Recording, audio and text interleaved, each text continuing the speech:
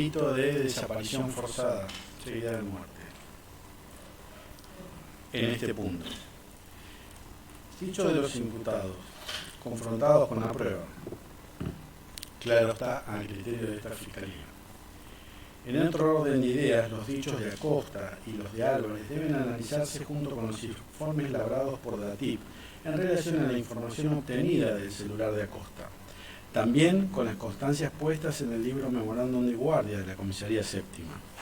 Aquí cabe comenzar con la versión instalada por Álvarez y sostenida por Acosta de que este último, con su celular personal, fue el encargado de tomar las fotografías cuando detuvieron a Franco. Con ello, continuaron el armado de las acciones falsas que configuraron el delito de desaparición forzada de la víctima.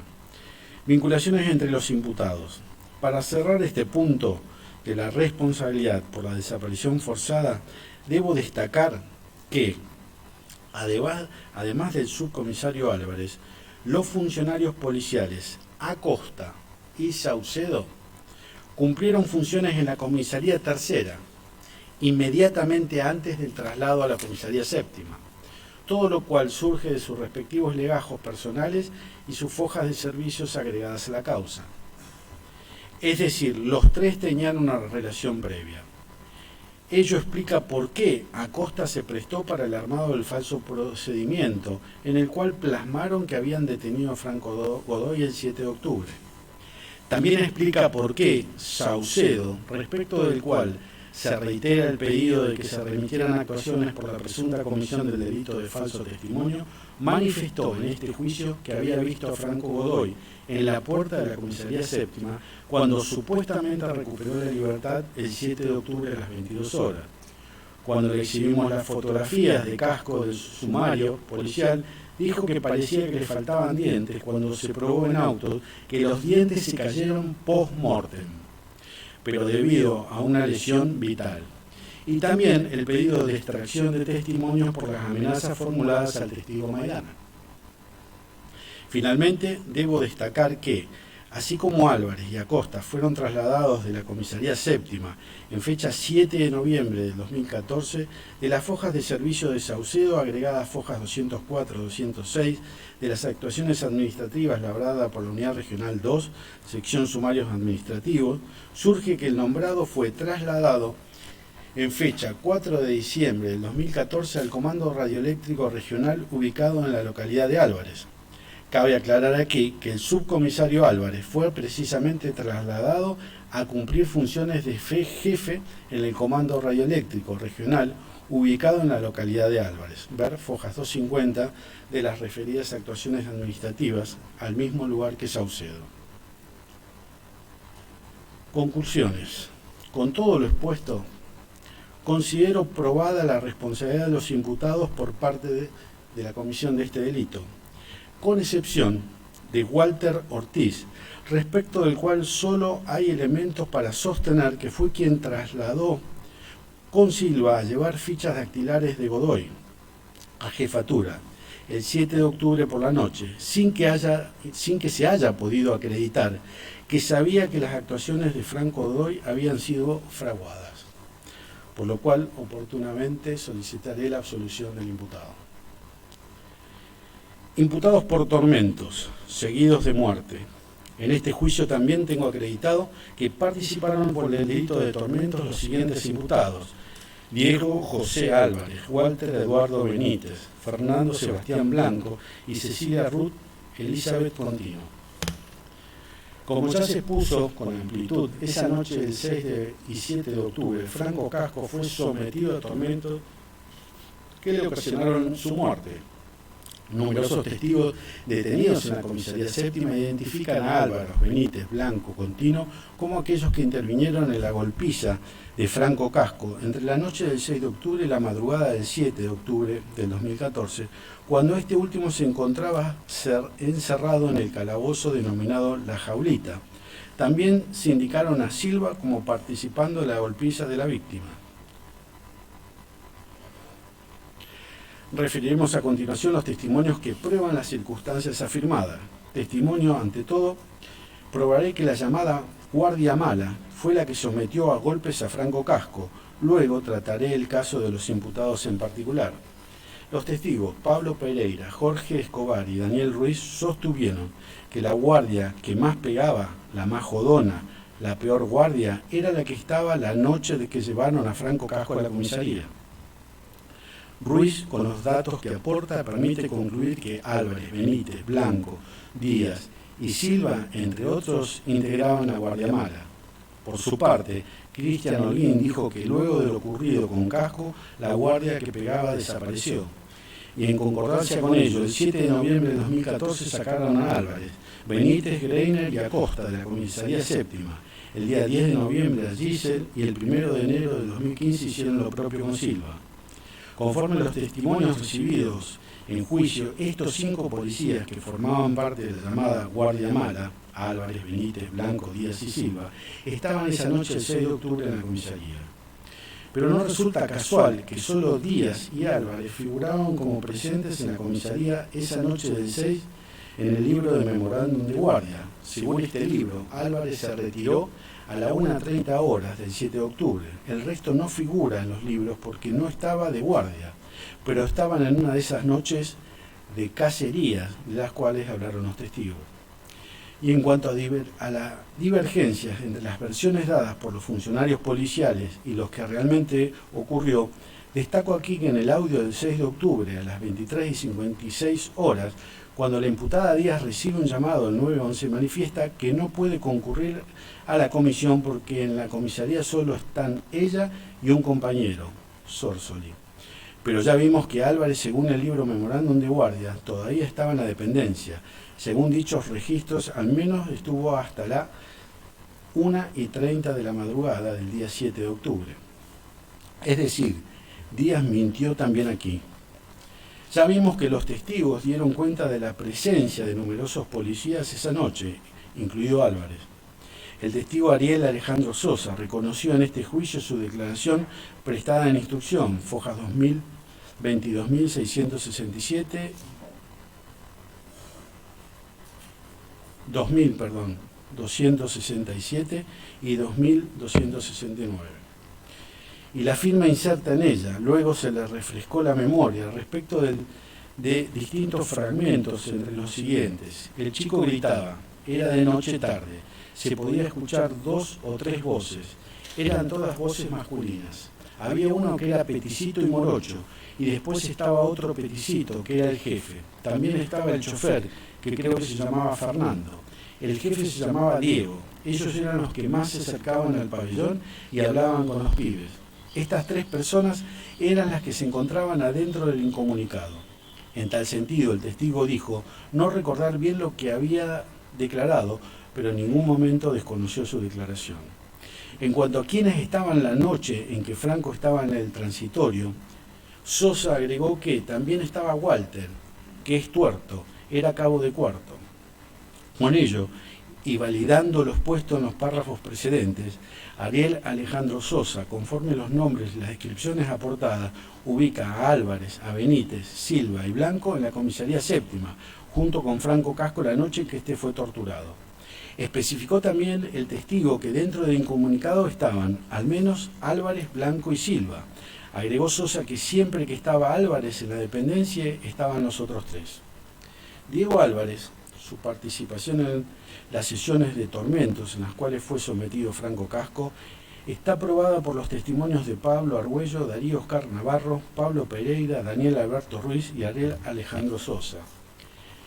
En el reconocimiento, Ruiz identificó al imputado Álvarez y dijo, ahí está Álvarez, ese era el jefe, ese pegaba, venía a las 2 o 3 de la mañana y pegaba con palos, pero él iba a cualquier hora. Por ahí pasaba algo y lo mandaban a llamar.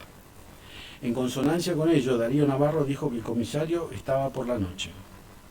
Walter Benítez, tanto el testigo Pablo Argüello como Daniel Espinosa afirmaron que uno de los que le pegó a Franco Casco en el calabozo fue Benítez, el cabo de cuarto que tenía un ojo doblado.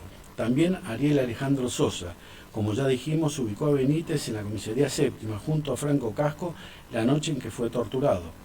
Espinosa recordó que durante la golpiza de Franco, Benítez le leía la palabra a Franco y le repetía: arrepentite, arrepentite, mientras escuchaban las patadas que le daba. Argüello dijo que luego de la golpiza recordó que Walter Benítez le indicó que dijera que Franco no había estado ahí. Por lo demás, el testigo Daniel Ruiz ubicó a Benítez en la llamada Guardia Mala y dijo que era del Siervo de Dios. Lucas Benítez recordó que, entre otros, a él le golpeó Walter, el Siervo de Dios tuerto.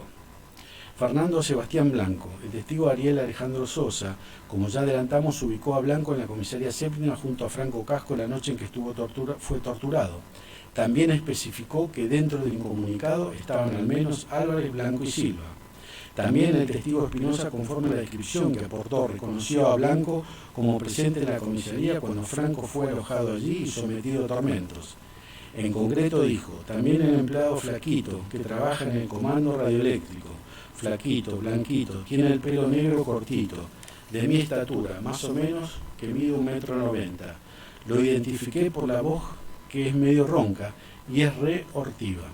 Además, Espinosa refirió que ese policía presente al momento de la golpiza de Franco era un flaquito blanquito, y en otras instancias sostuvo que ese flaquito era de los que salía de cacería a la madrugada para ver si encontraban algún caco en la calle. En este sentido, recordemos aquí que el testigo Ruiz dijo que Walter Benítez y Seba Blanco eran los que patrullaban y salían con la Fiorino a detener gente por la zona de la terminal. Ruiz también incluyó a Blanco en la llamada Guardia Mala, que era la que estaban la noche que torturaron a Franco. En el reconocimiento, Ruiz identificó al imputado Blanco como Fernando. Concretamente dijo: es Fernando, ese trabajaba ahí adentro, patrullaba, ese era el malo malo, era uno de los que pegaba, ese estaba a la tarde, iba de vez en cuando a la noche. Recordemos aquí un par de cuestiones relacionadas al imputado Blanco. El nombre completo es Fernando Sebastián Blanco, razón por la cual resulta razonable que el testigo Ruiz lo haya identificado alternativamente como Fernando y como Seba, claramente es la misma persona. Por otra parte, si observamos la nómina del personal agregada a fojas 555-556 de autos, advertimos que no había ningún otro empleado policial con nombre de pila Fernando ni Sebastián.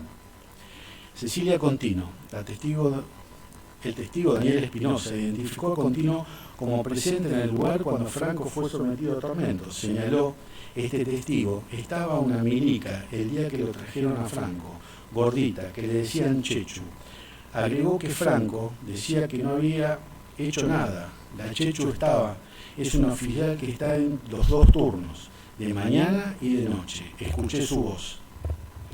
Conforme a las características físicas referidas por ellos, también Aníbal Caballero y Lucas Jiménez, testimonios incorporados por lectura, identificaron a Contino entre las personas presentes durante la golpiza de Franco. El testigo Pablo Argüello, cuando mencionó a quienes le pegaron a Franco esa noche, refirió a una mujer cuyas características físicas coinciden con las de Contino, pero dudó respecto del nombre y dijo que creía que era Cintia. Este testigo dudó respecto del nombre, pero ello no se incrimina a Contino. Su declaración no excluye de modo alguno la presencia de la imputada esa noche en la comisaría, lo cual, por lo demás, está probado con los testimonios analizados precedentemente. En concordancia con lo afirmado en cuanto a que Contino frecuentaba la comisaría por la noche, ello se prueba con los testimonios de Daniel Espinosa, José Ibáñez y Darío Navarro. Ello contradice las constancias de los libros Memorándum de Guardia, donde se registra que Contino trabaja en el horario de 9 a 15 horas aproximadamente. Nuevamente, en los libros no se registraban las cosas como realmente ocurrían. Esteban Daniel Silva: durante el juicio se recabó numerosa prueba que lo incrimina, sin perjuicio de que no está imputado por el delito de tormentos en este juicio. Considero conveniente referirme a su participación por una cuestión de claridad expositiva. El testigo Daniel Busanich identificó a Silva con la información dada como quien le pegaba a Franco la noche que fue alojado en la comisaría séptima. En tal sentido, describió como morochito, morrudo, de baja estatura, quien a todas las personas que caían detenidas, este sujeto los cagaba a palos. Señaló Busanich que este policía era muy asqueroso, muy agresivo. y que sabía que vivía en Garzón y Juan B. Justo, porque su abuela vivía en ese barrio. Destaquemos aquí con ello, se condice con los dos domicilios que constan en el legajo policial de Silva, ambos cercanos a Garzón y Juan B. Justo. Jorge Escobar recordó que Franco había caído en la peor guardia, que era, conforme los datos que aporta, la de Silva. El testigo lo describió como Peticito Morochito, a quien los compañeros le tiraron la bronca porque se le había ido la mano pegándole precisamente a Franco. Agregó que cuando el detenido pasaba del penal al freezer, este policía tenía la costumbre de pegarle un cachiporrazo en la cabeza o en la espalda, y además siempre tenía olor a alcohol. Finalmente, recordemos, Ariel Alejandro Sosa ubicó a un Morochito Peticito en la comisaría séptima junto a Franco Casco la noche que este fue torturado. También especificó que dentro del incomunicado estaba este Morochito Petizo. Entiende esta fiscalía que se trata del imputado Silva. El testigo Mariano Brochero dijo que quien estaba la noche de los golpes a Franco era un Peticito Morochito, tiene la cara como los bolivianos. El testigo Darío Osbar Navarro se refirió al personal policial de la comisaría. Explicó que por la noche generalmente andaba el comisario de siempre junto a un Peticito Morocho, con piel color té con leche, que pegaba siempre. Por su parte, Eric Gallardo recordó que en la guardia del Peticito Morocho no podía dormir por los gritos de los detenidos que se escuchaban a causa de sus golpes. Luca Nahuel Jiménez, testimonio incorporado por lectura, dijo que en su traslado a la comisaría séptima le pegó entre los otros, el Peticito Morocho flaquito que les pegaba a todos. En cuanto a la reiterada referencia al policía Morochito y Petizo, que pegaba mucho, destaquemos aquí que era Silva. En este sentido, Daniel Ruiz dijo, había un Peticito, que era Silva, que también era re verdugo. Por otra parte, Cristian Holguín señaló, el Morochito Peticito en una oportunidad le pegó esposado de espalda, que le puso la rodilla en el cuello, lo asfixió y le pegó patadas en la cabeza. Agregó el testigo que este Peticito Morochito tenía toda la cara poseada y que tenía una estatura más baja que el resto. Este último dato aportado por Holguín, que el Peticito Morocho tenía toda la cara poseada, coincide con las características físicas de Silva, tal como se aprecia en las fotos del imputado agregadas a la causa. Los propios dichos del imputado Álvarez, el imputado reconoció haber estado patrullando la jurisdicción de la comisaría séptima la noche del 6 de octubre de 2014 y regresó a la comisaría esa noche luego de patrullar. Manifestó haberse retirado después de la 1 AM. Agregó luego que el tema del ayuno, recordemos algunos presos contaron que comían solo una vez al día, era por la religión. Estas expresiones no hacen más que describir a Álvarez cómo pensaba en realidad de los internos. ¿Realmente creen ustedes que los presos no comían más de una vez por un tema de religión? ¿Creen al menos que todos ellos ayunaban por dicha razón? Libro Memorándum de Guardia. De conformidad con sus propios dichos en el libro Memorándum de Guardia número 15, consta en el folio 86, fecha 6 de octubre de 2014, 20:55 horas, regresa el subcomisario Álvarez Diego en su vehículo particular. 21:05 sale el subcomisario Álvarez con personal a recorrer la jurisdicción. 23:30 horas regresa el subcomisario Álvarez Diego con personal de recorrer la jurisdicción. En otro orden de ideas y en relación al imputado Silva, merece destacarse aquí la información que surge de un relevamiento de todos los libros Memorándum de Guardia correspondiente a la comisaría séptima reservados en Secretaría. En efecto, en muchas de las guardias nocturnas en las cuales quedaba Silva a cargo de los penales, este efectuaba controles cada 2 horas, lo cual no ocurría cuando eran otros los agentes policiales a cargo. Ello, además de las entregas de guardia a las 20 y a las 8 horas de cada día. En tal sentido, veamos que con fecha 2 de septiembre del 2014, Silva efectuó control de penales a las 4 y a las 6 horas. Ver Fojas 17 del libro Memorando de Guardia, número 13. El 8 de septiembre de 2014 efectuó control de penales a las 0 horas, a las 2 y a las 4 horas. ver fojas 103, 104 del libro memorándum número 13.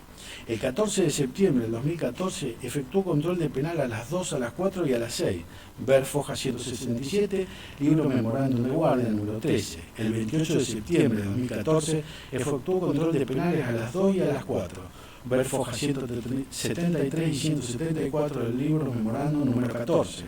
El 6 de octubre de 2014 efectuó control de penal a las 2 y a las 4, ver foja 78 y libro memorándum de guardia 15.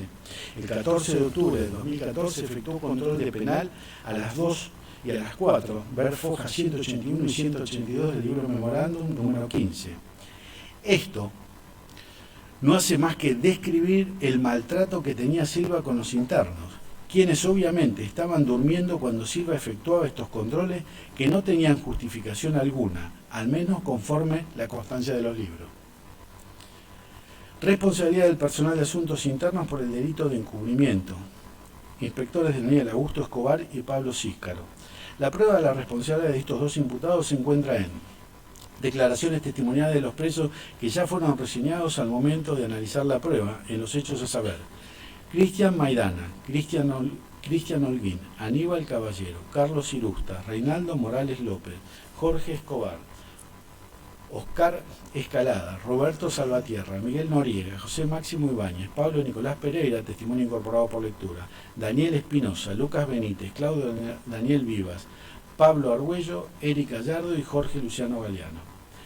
Declaraciones testimoniales de personal que prestó funciones en asuntos internos, a saber: Carlos Ríos, Aníbal Cándia, Estela González, Javier Alejandro Bordón, Fernando Dalmau, Daniel Alfredo Jiménez. Testimonio del doctor Máximo Soso. Prueba documental que seguidamente se señalará los propios dichos de los imputados Císcaro y Escobar y los dichos de Diego Álvarez. Las maniobras por las cuales se investigó a Císcaro y Escobar fueron exhaustivamente explicadas al tratar la prueba de los hechos. La responsabilidad de los dos imputados deriva del hecho de ser quienes llevaron a cabo las entrevistas a las personas que se encontraban detenidas en los penales de la Comisaría Séptima conforme a acta de procedimientos agregada fojas 324 a 26 de auto. Ello se prueba con la referida acta donde figuran ellos y sus firmas con sus propios dichos que reconocen haber ido a la Comisaría Séptima y haber entrevistado a los presos, y con los dichos de los testigos Carlos Ríos y Estela González, quienes manifestaron que Escobar y Císcaro fueron a realizar dicha medida. Como ya se expuso, en ocasión de efectuarse una comparación entre lo plasmado en el acta y lo que realmente ocurrió, vale decir que, según los testimonios de las personas detenidas, las entrevistas tal como constan expresamente en el acta puesta en tela de juicio, se concertaron en la cuadra de detenido, Cristian Holguín. Los detenidos fueron sacados de los penales por personal de comisaría y llevados de a uno a la cuadra para entrevistarse con personal de asuntos internos, Cristian Maidana. En algunos casos el personal de la comisaría permaneció dentro de la cuadra, presenciando la entrevista del interno con asuntos internos. Por ejemplo, Cristian Maidana, Cristian Holguín, Aníbal Caballero. Y en otros casos, si bien el personal esperó afuera, por las pequeñas dimensiones de la comisaría, los testigos manifestaron que era muy probable que ellos estuvieran escuchando todo. Darío Oscar Navarro. Varios detenidos manifestaron haber firmado algo durante la entrevista en la cuadra: Oscar Escalada, Roberto Salvatierra, Miguel Noriega, Aníbal Caballero, José Máximo Ibáñez, Pablo Nicolás Pereira. Pero el acta de fojas 324 a 26 de auto solo tiene la firma de Escobar y Císcaro.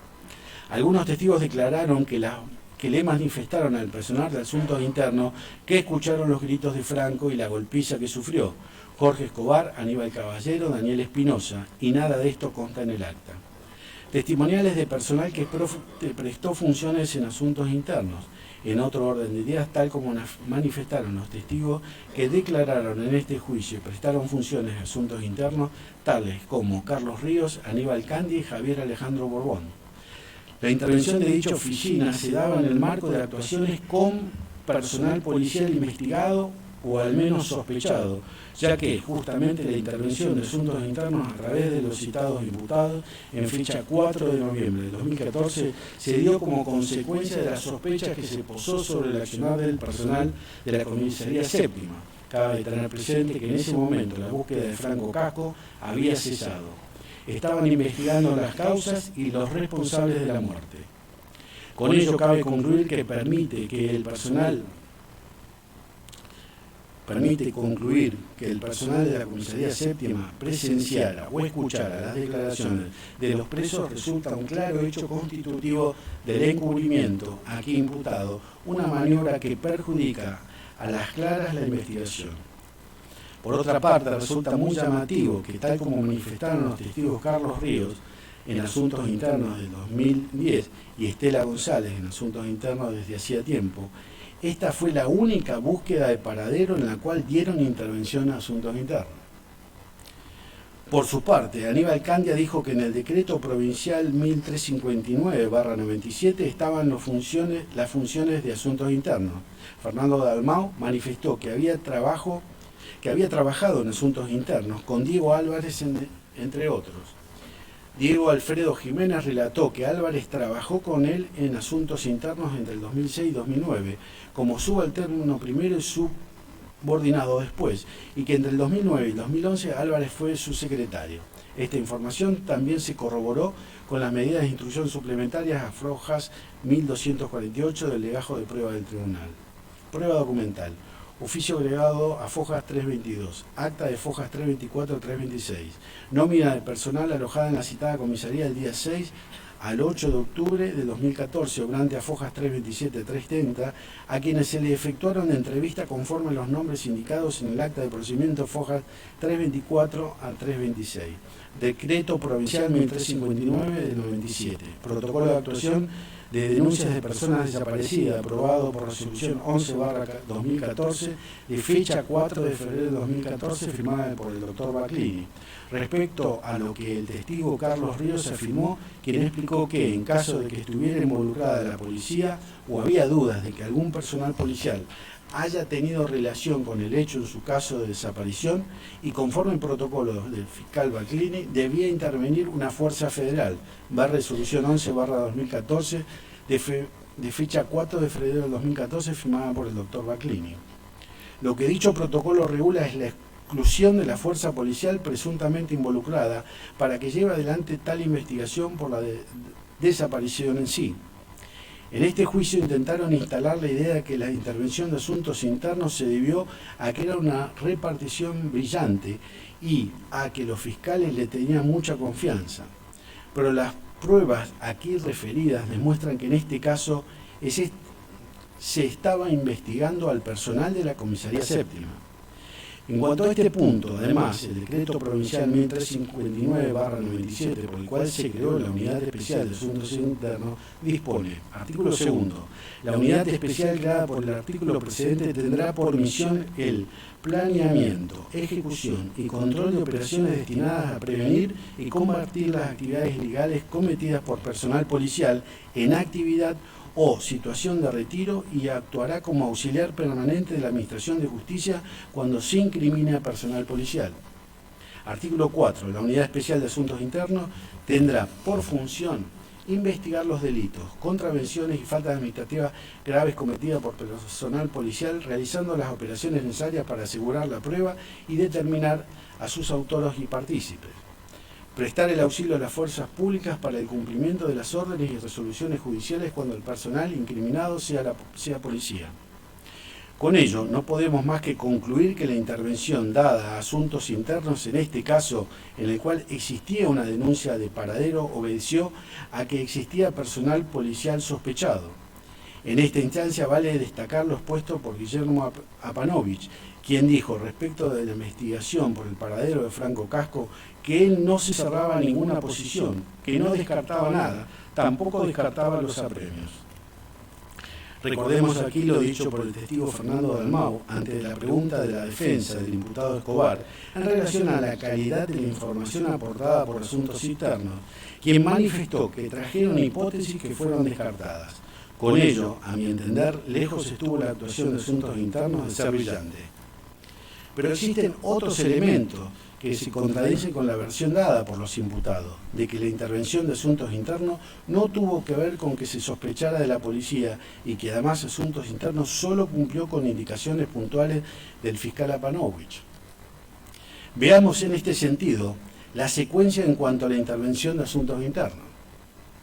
La resolución de fecha 22 de octubre del 2014, firmada por Sergio Pieroni, inspector jefe de la DIJA, Unidad Especial de Asuntos Internos, Delegación Zona Sur, y por Carlos Ríos, suboficial de la Unidad Especial de Asuntos Internos, Delegación Zona Sur, teniendo a la vista el contenido de la IPP correspondiente al paradero de Franco Casco, dan inicio a una investigación que dicha repartición, ver fojas 210 del expediente.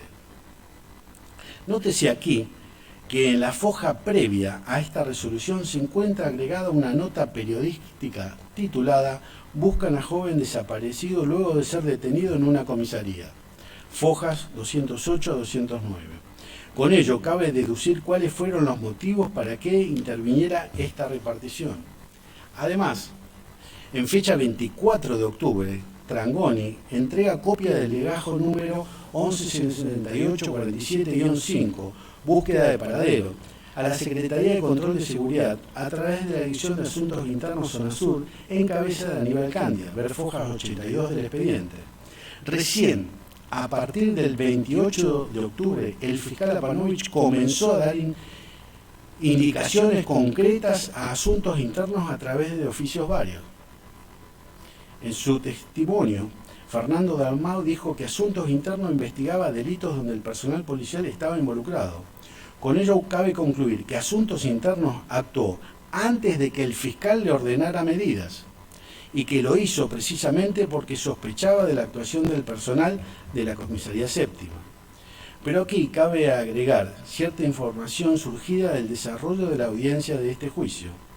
El propio Diego Álvarez trabajó en Asuntos Internos.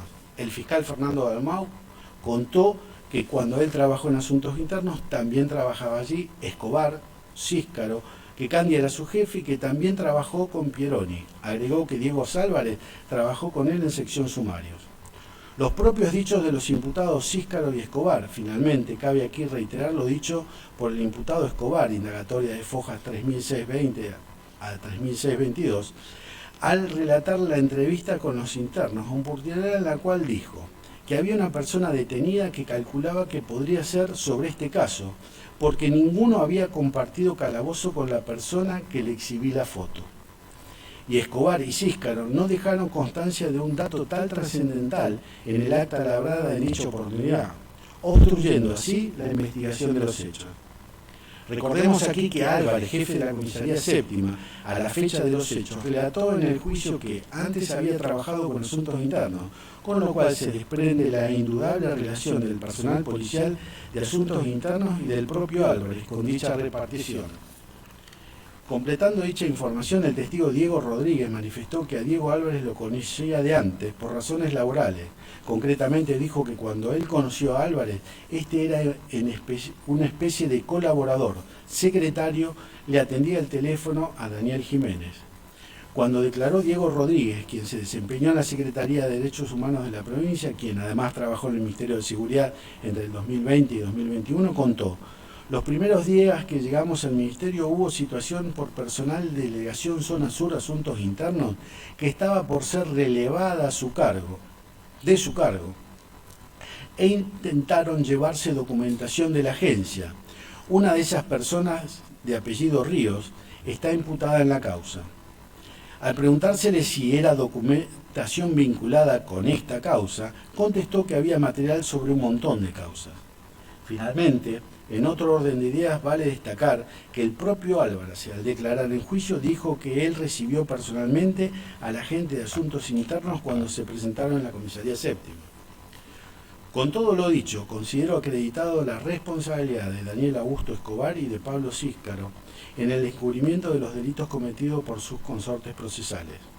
Con su accionar ocultaron pruebas, información de relevancia para la investigación, desviaron la pesquisa sobre la desaparición de Franco Casco, excluyendo así la posibilidad de involucrar a los agentes de la Comisaría Séptima. Del repaso de esas actuaciones se desprende que Císcaro y Escobar omitieron resguardar que los testigos declaren libres de toda presión, lo que encuentra asidero en las intenciones de ocultar o prescindir de información vital para la investigación de lo ocurrido con Franco Casco, lo que en definitiva concluye en un supuesto de encubrimiento del hecho investigado en autos. Por lo demás es cierto que cabe decir que el personal de Asuntos Internos llevó a cabo la investigación por la desaparición de Franco en forma conjunta con el personal de la Comisaría Séptima, lo cual no se condice con la finalidad de la División de Asuntos Internos de la Policía de la provincia, que precisamente investiga posibles ilícitos cometidos por personal policial. Con todo eso, se concluye que el accionar descrito anteriormente favoreció al ocultamiento probatorio, la falta de información y la dilación en la investigación. Responsabilidad de Daniel Crespo por falso testimonio. En cuanto a la responsabilidad de este imputado por el delito referido, vale remitirse a las pruebas mencionadas al tratar los hechos, que dan cuenta de que Crespo declaró con falsedad ante las autoridades respectivas. Sí, no, es el último imputado que trató en cuanto a la prueba.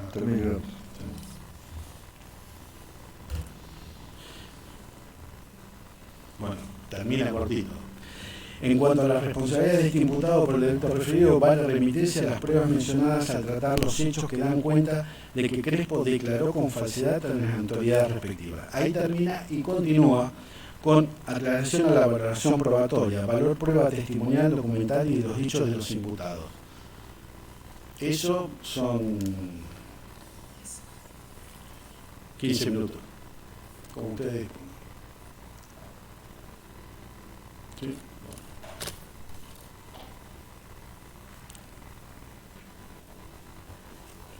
Para el lunes queda menos.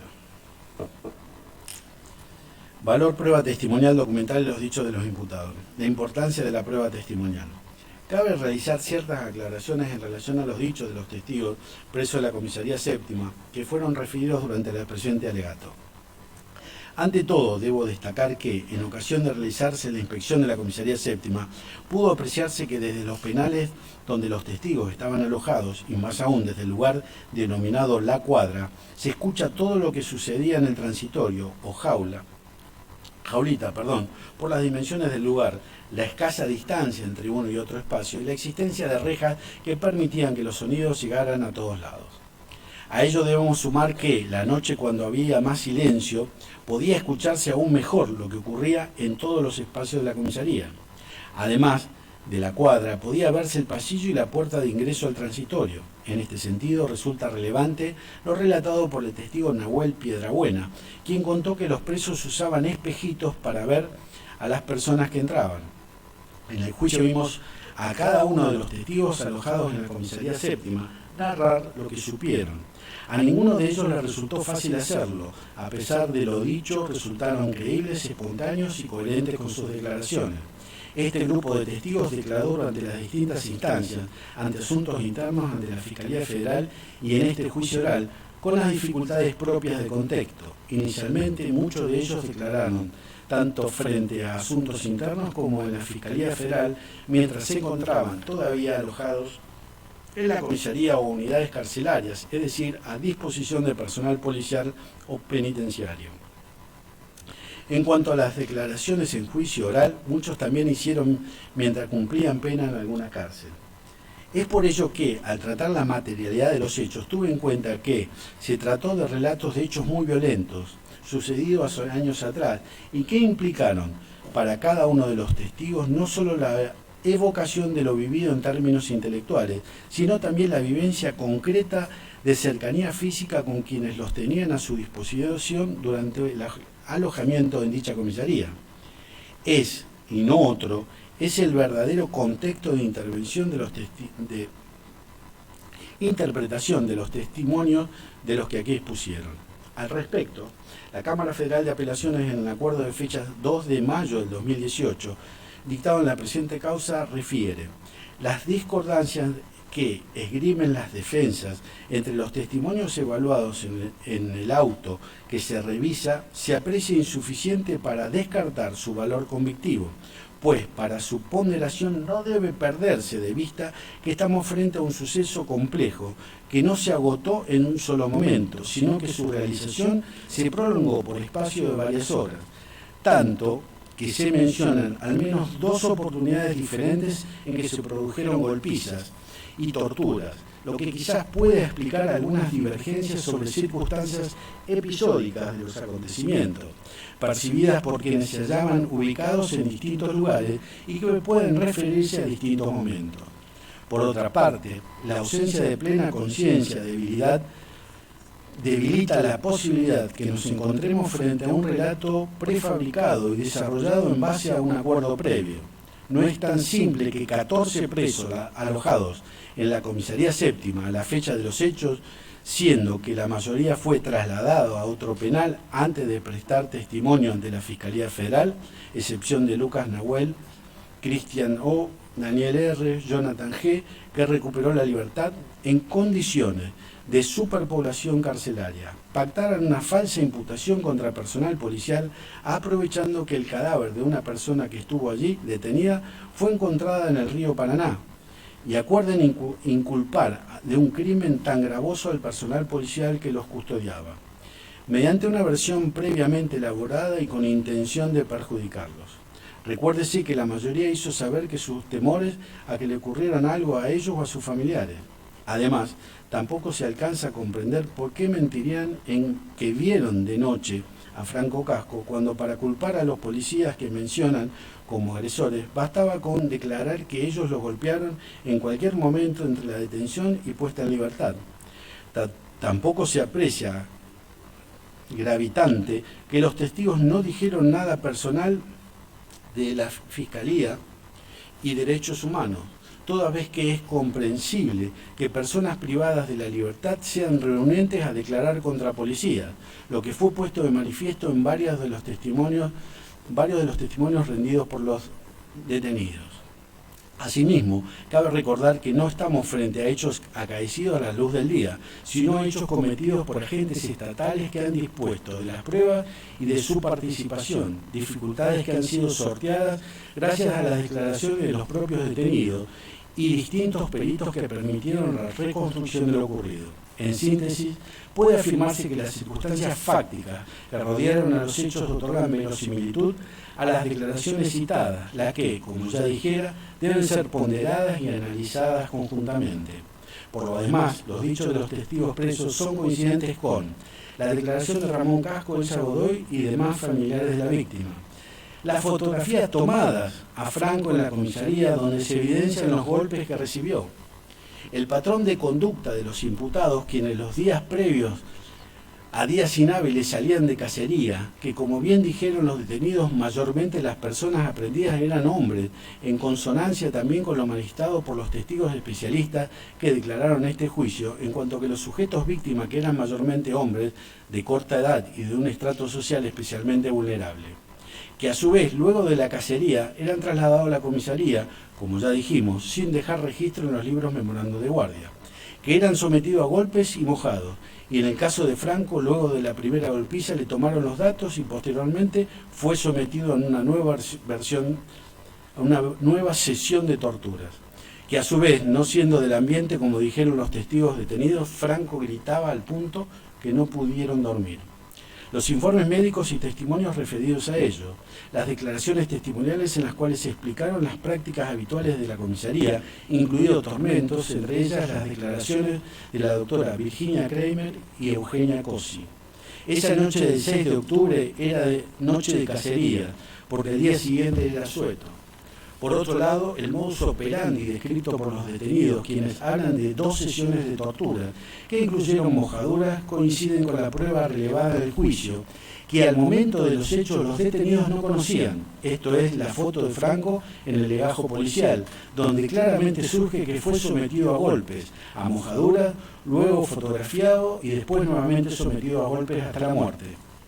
Sin perjuicio de lo expuesto, considero pertinente aclarar que los testimonios prestados por Pablo Rodríguez Romero y José Esperanza no fueron valorados por esta Fiscalía, debido a que ambos demostraron ser parciales en la audiencia de debate, hicieron valoraciones personales, incluso Rodríguez Romero habló de intuición, y también ambos casos se contradijeron en sus declaraciones en el juicio con lo que habían firmado en sus respectivos informes técnicos.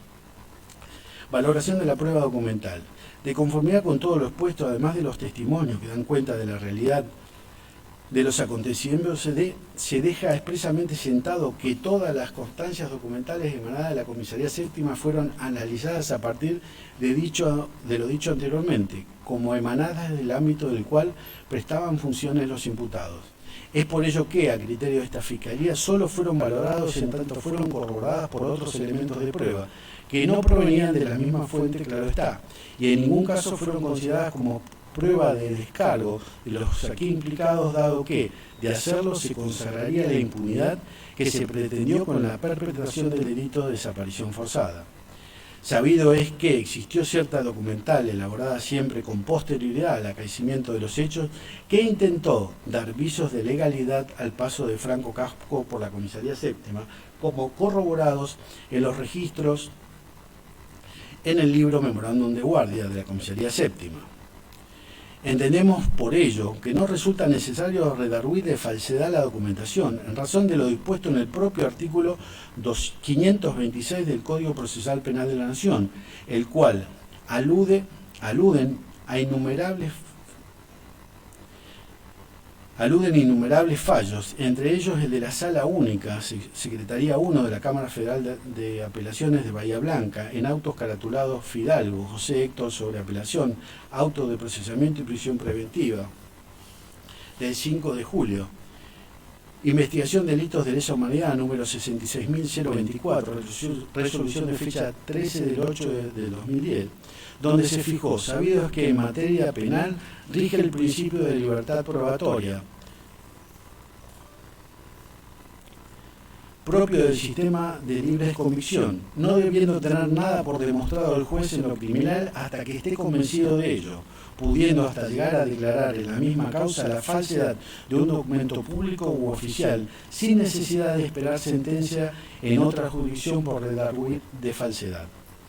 En orden a las pautas aquí expuestas, cabe citar el fallo del cual se dieron los fundamentos de la sentencia 3/12 en fecha 29 de mayo del 2012 en los autos Díaz Besones, Rampón Genaro y otros, ex FECED, sobre homicidio, violación y torturas, expediente número 120/08 y acumulados de trámite ante el Tribunal Orgánico Criminal número 2 de Rosario, integrados por los doctores Beatriz Caballero de Barabani, Jorge Luis Francisco Venegas Echagüe y Otmar Osvaldo Paulucci. Allí expusieron las pautas generales para la valoración de la prueba testimonial y documental, y con respecto a la documental se dijo: en este orden de ideas es que se debe valorar también la prueba documental, a diferencia de la testimonial, no solo por las formalidades y principios rectores del juicio oral. El órgano que expidió gran parte de este tipo de pruebas con las que hoy se encuentran fue el aparato represivo estatal, y el modo de operar al respecto era ocultando o alterando información en todo o en parte para llevar adelante el plan sistemático, como así también para procurar su impunidad. La que, además, esos mismos fines procedieron en gran parte a su destrucción, con lo cual, como consecuencia de toda esta operatoria, surge que no se cuenta con vasta documentación, y con la que se cuenta puede suceder que contengan datos parcialmente verídicos, lo que en definitiva se evaluará analizándola junto al resto e indicios sobrantes en autos. Y luego se agregó en el análisis de un caso particular, ante la discrepancia de fechas entre la documental remitida por la propia policía y los dichos de la víctima, deben prevalecer estos. Es así, en virtud del alto valor probatorio con que cuentan las testimoniales en este tipo de causas y la especial atención que merece el análisis pormenorizado de la documentación remitida por las fuerzas legales, atento a la voluntad de impunidad demostrada por más de 30 años, lo que es de público y notorio conocimiento. En tales condiciones, la exclusión de la documentación administrativa ciertamente no corresponde, puesto que el grado de fiabilidad de las evidencias colectadas es precisamente aquello que el Tribunal Oral está llamado a evaluar en cumplimiento de su misión como juez de los hechos encargados de separar la verdad de la mentira, aplicando las reglas de la sana crítica racional mediante el análisis de la inserción de las distintas piezas en el restante material probatorio. Ciertamente, por otro lado, no existen al respecto reglas que indiquen la exclusión de documentos que en todo sentido ha sido obtenida lícitamente. En cuanto a los dichos de los propios imputados, nuestra Constitución garantiza la no obligatoriedad de declarar en contra de sí mismo, no a la impunidad de la mentira o la confesión. Nada más por el día, señor presidente.